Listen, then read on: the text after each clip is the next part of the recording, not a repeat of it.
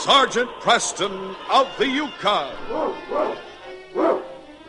It's Yukon King, swiftest and strongest lead dog in the Northwest, blazing the trail for Sergeant Preston of the Northwest Mounted Police in his relentless pursuit of lawbreakers. On King, on you Huskies!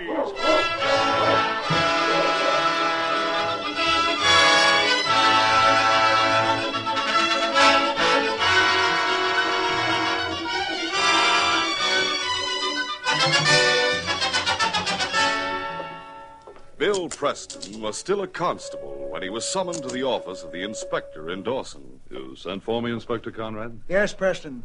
Do you remember an outlaw named Spike Wilson? Indeed I do, sir. I'll never forget Spike Wilson.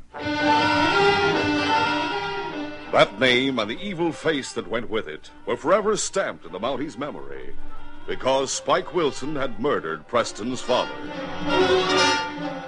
Preston had been in the States completing his college education when word of his father's murder came from the Yukon.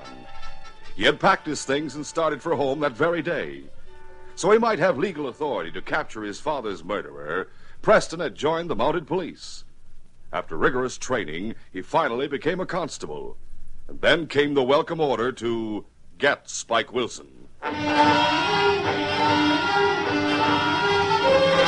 After months of hardship and privation through wind-swept wilderness, the young Mountie came to the end of the frozen trail. He was face to face with his father's killer. Preston. Wilson, you're under arrest. That uniform doesn't scare me. I got your father and I'll get you. Preston charged. No! He smashed a fist to Wilson's jaw before the killer could draw his gun, and then followed this with other blows. No more! Beaten to the ground, Wilson was quickly disarmed. As I said, you're under arrest for murder. The young Mountie handcuffed his prisoner and took him to Dawson, where he was tried, convicted, and sentenced to life in prison.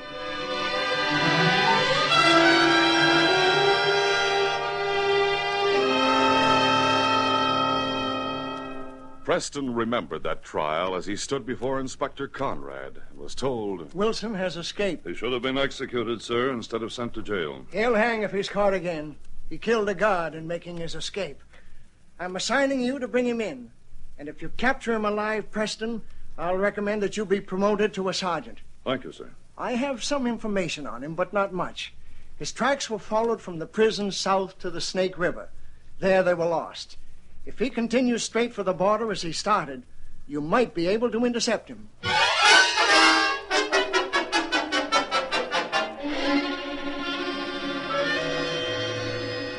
No one suspected that Spike Wilson had met two pals soon after escaping from the prison.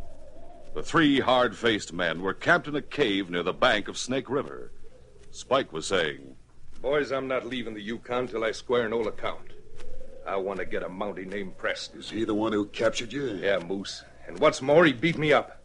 I aim to pay him back with interest before I kill him. Oh, but Spike, you're a hunted man. You can't go around looking for one particular Mountie. You're too well known. You and Moose aren't known, Lefty. You two bring Preston to this cave, and I'll split my gold with you. And you know I've plenty of gold hidden away. It'll be like looking for a needle in a haystack. Maybe not. I figured that Preston will be assigned to look for me, being as he captured me the first time. He'll figure I'm heading south for the border. Well, you boys head south, and I'll bet you'll run right into him. We don't know this country, Spike, and the snow is heavy. You can't go wrong. Just follow the river. Bring me Preston, and I want him alive.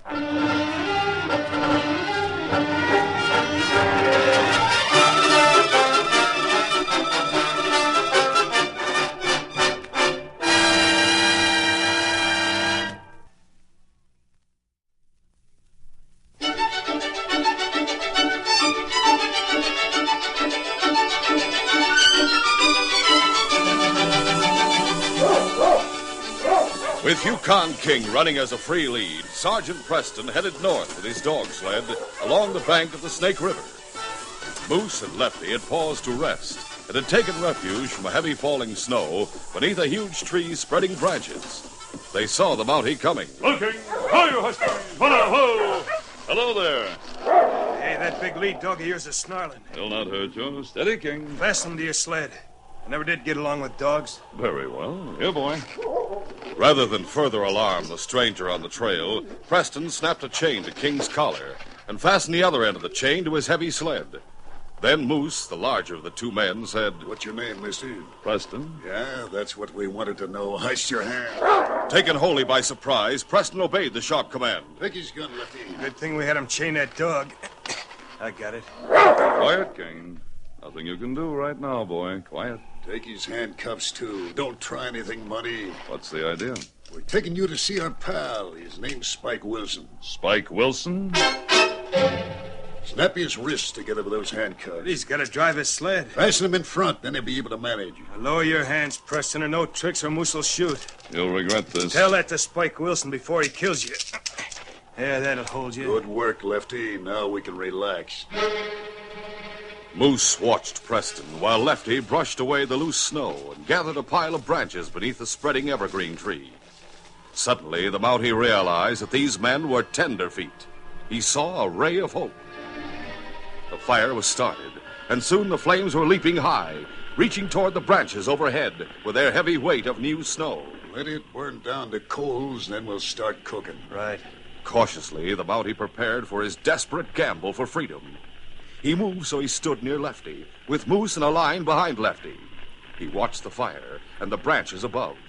He knew what every experienced woodsman in snow country knows, that in a moment the melted snow would loosen from the branches and fall on the fire.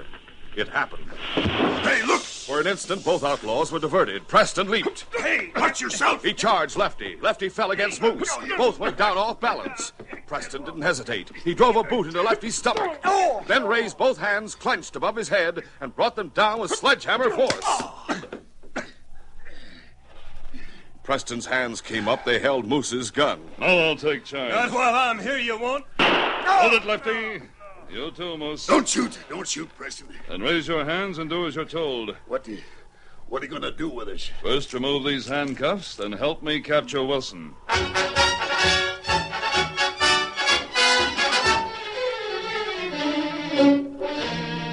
Spike Wilson waited as the hours dragged slowly.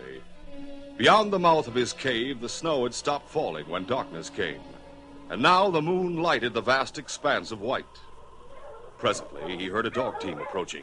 And then a familiar voice called, Walking! Hi, Husky! Whoa, whoa! That's Preston's voice. Hey, Spike! Here's Preston. As Wilson left the cave, he saw his friends seated on the sled, and Preston behind it with his hands close together.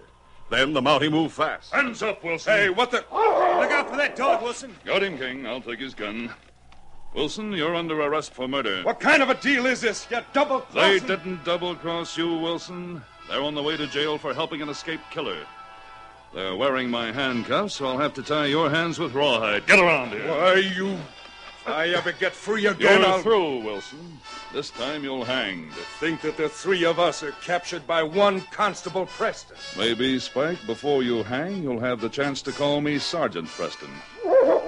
Yes, King boy, this case is closed.